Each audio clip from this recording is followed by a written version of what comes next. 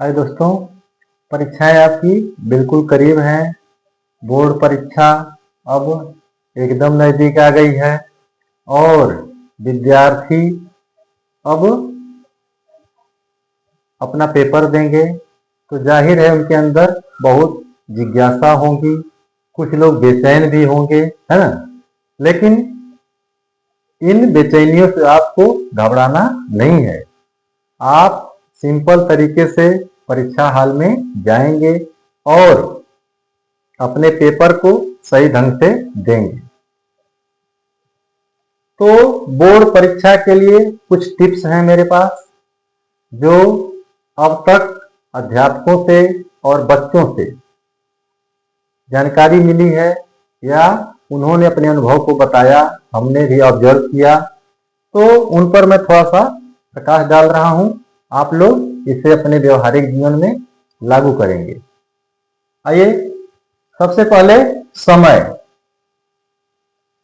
समय आपका परीक्षा, जैसा कि आपकी परीक्षा फिक्स समय के लिए है ना, 3 घंटे के लिए या 3.25 घंटे कह सकते हैं।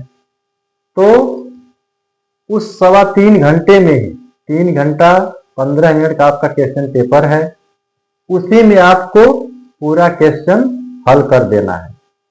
अब आपको अलग से कोई समय नहीं दिया जाएगा, इसलिए आपके लिखने की स्पीड उतने हिसाब से होनी चाहिए कि आप तय समय के भीतर अपने क्वेश्चंस का उत्तर दे सकें। अगर आप कहीं से भी विचलित हो जाते हैं तो शायद आप उस समय का उचित प्रयोग नहीं कर पाएंगे। इसलिए समय प्रबंधन बहुत जरूरी है। आप परीक्षा से पहले लिखने का भी अभ्यास करते रहिए कि क्या आप ठीक समय के भीतर उन प्रश्नों का, जितने प्रश्न पूछे जाने हैं, उनका सही उत्तर दे लेंगे या नहीं। ठीक है, तो हड़बड़ाहट में नहीं, आप आराम से तैयारी करते रहिए और उस समय का समुचित लाभ उठाइए। ठीक। दूसरी चीज, धैर्य। अब धैर्य क्या है? यह तो एक अमूर्त चीज है, दिखाई देती नहीं, लेकिन आपके ऊपर यह हावी रहती है। आपका यह एक व्यक्तिगत गुण है, ठीक है, और बहुत मजबूत चीज है। अगर आप धैर्यवान हैं तो बड़ी से बड़ी समस्या का समाधान ढूंढ सकते हैं और कठिन से कठिन परिस्थिति का सामना कर सकते हैं। तो परीक्षा कोई बहुत बड़ी चीज नहीं है, ये तो एकदम इजी है, बशर्ते आपकी तैयारी होनी चाहिए, आपकी कमांड प्रत्येक विषय पर सही होनी चाहिए। तो आप धैर्य रखेंगे। 2-4 दिन ही पेपर में बचा है। अगर आप हड़बड़ा गए, अगर आप टेंशन में हो गए कि अब क्या होगा, मैंने तो विषयों को तैयार किया नहीं, अध्यापक ने पढ़ा करके कहा था कि 3-3 4-4 घंटे पढ़ना, मम्मी ने कहा था बेटा पढ़ लो, पापा ने कहा था बेटा अच्छे नंबर लाना, तो अब क्या होगा? अब तो बड़ी दिक्कत है। लग रहा है मैं कम नंबर लाऊंगा या कम नंबर लाऊंगी, है ना। ये सारी चीजें आप पर हावी हैं, लेकिन इन सभी परेशानियों से कौन बचाएगा आपको? धैर्य। इस धैर्य को आप धारण करिए और अपने अंदर कॉन्फिडेंस लाइए कि नहीं, मैं आराम से अच्छे नंबर ला सकूंगा या ला सकूंगी। ठीक है, वही आपका धैर्य है। तो इस चीज को आप अपने अंदर विकसित करिए। ठीक, यह आजीवन काम करेगा। धैर्य आपके लिए बहुत बड़ा खजाना है, इसको आप अपने अंदर सीखिए, विकसित करिए। ठीक है, और आराम से, कभी कभी क्या होता है, परीक्षा के दौरान ही आप विचलित हो जाते हैं और जो प्रश्न आ रहे होते हैं उनका भी आप सटीक उत्तर नहीं दे पाते हैं, जैसा हम लोग भी परीक्षाओं में इनका शिकार होते थे।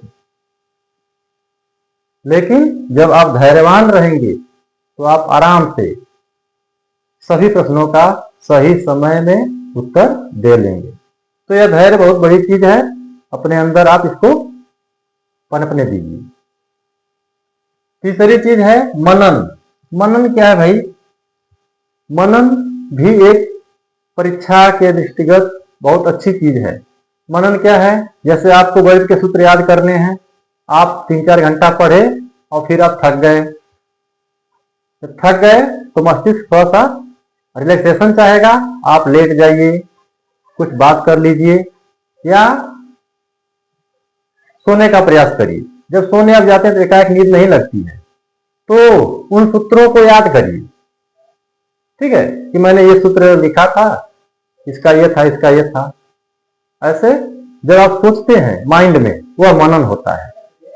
या कोई हेडिंग है किसी कवि की, किसी लेखक की चारित्रिक विशेषता को याद करना है, जीवन परिचय याद करना है, दिमाग में रखिए कबीर जी का जन्म कब हुआ था, कहाँ पैदा हुए थे, है ना, इन किताबों को लिखे।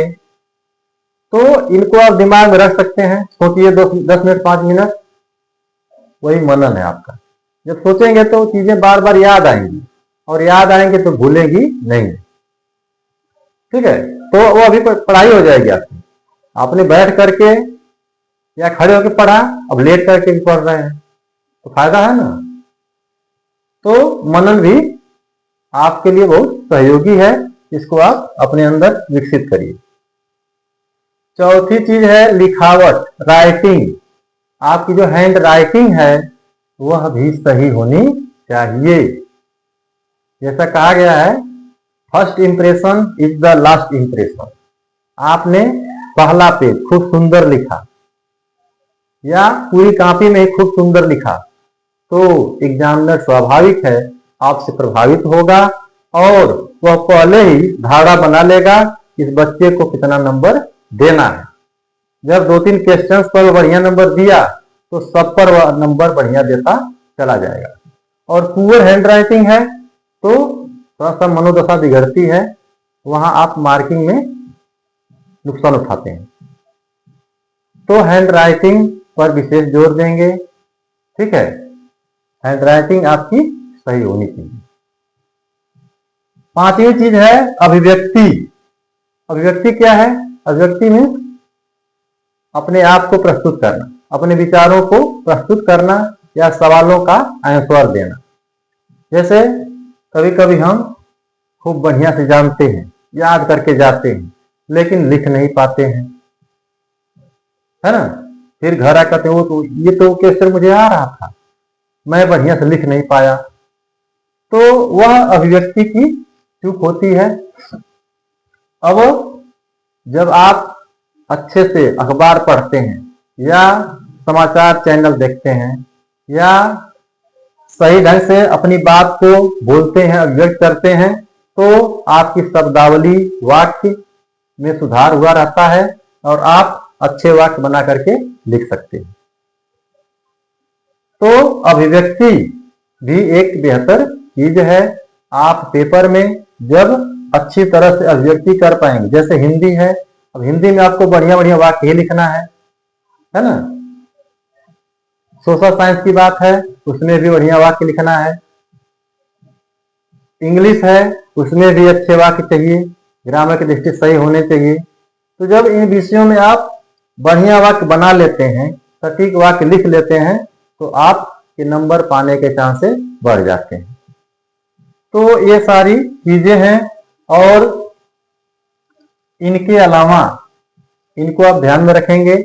बोर्ड का निर्देश हुआ है जिला विद्यालय निरीक्षक लोगों को कि कोई विद्यार्थी अपनी कॉपी में पैसा नहीं रखेगा। जैसा विगत वर्षों में बहुत से लोग कॉपी में पैसा रखते थे और निवेदन करते थे कि सर मुझे पास करिएगा, तो अब यह कानून अपराध माना जाएगा।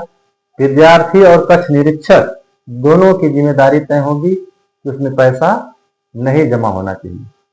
पैसा कॉपी में रखना नहीं है, आप वैसा हरगिज करेंगे नहीं, वरना हो सकता है कार्रवाई हो जाए या आपके कॉपी का आकलन न हो। तो इन सारी चीजों को आप ध्यान में रखिए और बोर्ड परीक्षा के लिए समर्पित हो जाइए, ताकि आप अच्छे नंबर लाएं और आपका जीवन आगे बढ़िया से अग्रसर हो। Thank you.